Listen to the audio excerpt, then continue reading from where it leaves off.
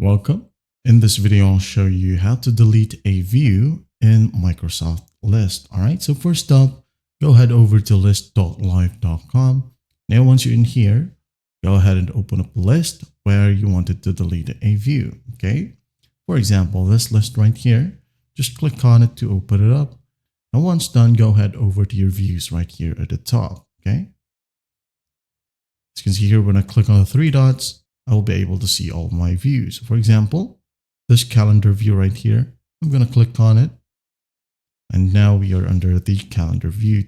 Now to delete this view, all we have to do is just go ahead over to the drop down. All right, on top of this line right here.